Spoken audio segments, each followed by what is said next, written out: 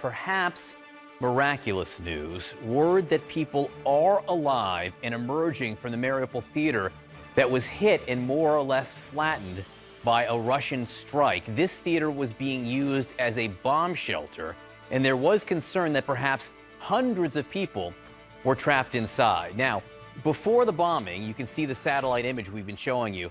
The word children clearly written in the ground in 2 locations in Russians. This was a message: there are civilians in this building. We also saw video from inside the theater taken a week ago. So many people, hundreds and hundreds, had been sheltering there. Again, the news this morning is that crews are working to clear the rubble, allowing people trapped inside to walk out. Some are emerging. A key aide to President Volodymyr Zelensky told us many are, but we're trying to get much more information on this at this time. Now, a couple miles away, a building that houses a public swimming pool, it was also hit. An official says the building was housing pregnant women and women with children under 3 years old. You can see the destruction there.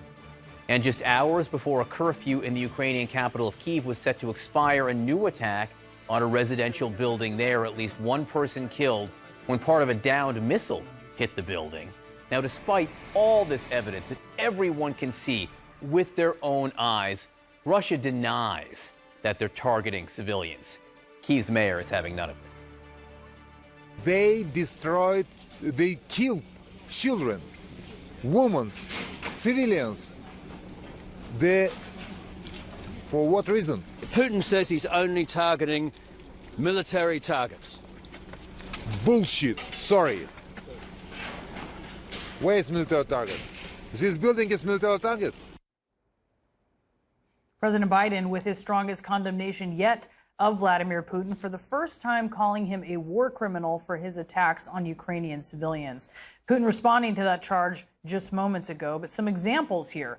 Much of the small city of Volnovakha lying in ruins, destroyed by Russian strikes. Here is what this residential area and a church looked like before the invasion, and you can see what it looks like now. And then this is just a neighborhood. You see the roundabout there, surrounded by homes and buildings. Now you see the area is totally destroyed. It is flattened, scorched rubble everywhere.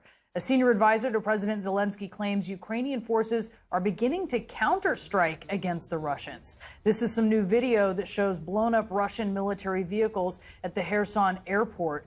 And then in Mariupol, Ukrainian forces taking out a Russian tank in a military strike. Overnight, Zelensky taking his worldwide plea for help to Germany.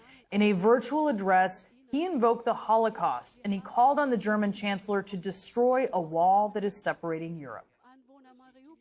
Now is Vladimir Klitschko, the brother of the mayor of Kyiv, former world boxing champion. He's fighting in Ukraine as a member of the Kyiv Territorial Defense. Thank you so much for being with us this morning. You know, a 36-hour curfew had been instituted in your city. That has now been lifted. Can you tell me the situation on the ground this morning? I'm Ukrainian. Good day. The situation on the ground, speaking of the country, the east of the country as well as the south, has been attacked.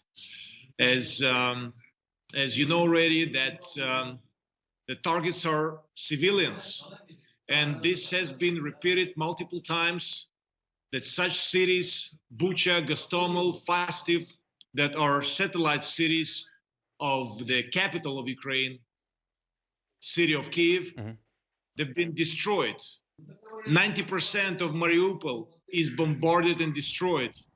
Just luckily, the theater where up to 1,000 children and innocent were in the building was destroyed, but they were underground, so they survived.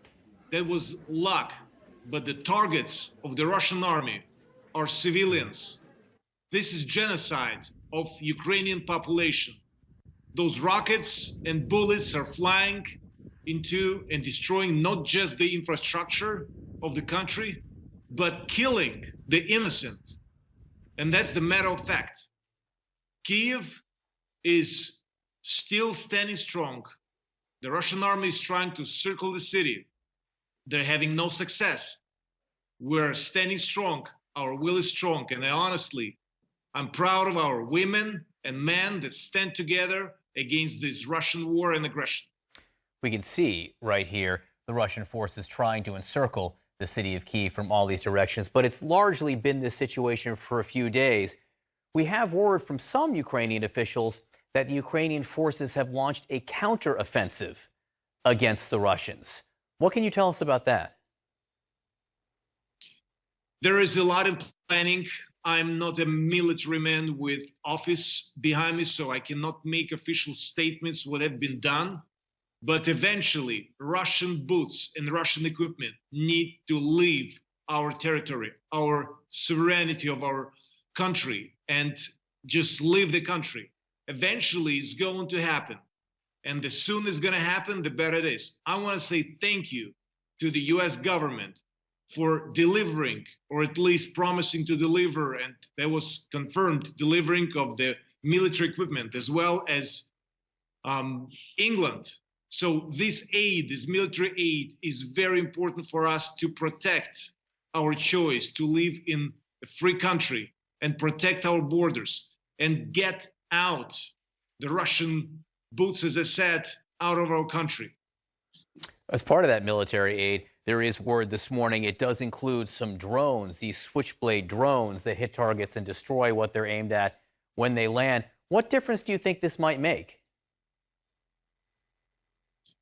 We'll see what difference it's going to make. But as I said, any aid, especially military aid, is crucially important to defend our country. We are fighting, but we also need support of our allies. We need humanitarian help because a lot of civilians are struggling. We need this support crucially, and we need to stop Putin's war. We need to stop as soon as possible. The sooner it's going to happen, the more civilian life, or life in general, we're going to save. So the German Chancellor Olaf Scholz said this morning something which has been said by pretty much every NATO nation up until now. He said while they will help as much as they can, no, there will not be any NATO military effort inside Ukraine. Your response to that? We're going to take care of ourselves. We promise we're going to take care of ourselves, which we've done already in the past 21 days of this senseless war. What we need military equipment, deliver of it, and we will defend ourselves. We're going to close the sky by ourselves. We're going to do the job because we're defending our country, but we're also defending the freedom and peace in Europe and the Western world. And we're defending the democratic principles of every other country that are allies and partners. We're not alone, we know that. And as I said, and I repeat it one more time, this war, it's against humanity. This war is against peace. This senseless war of a madman is going to come to an end. But please, we need support to make this end come sooner. We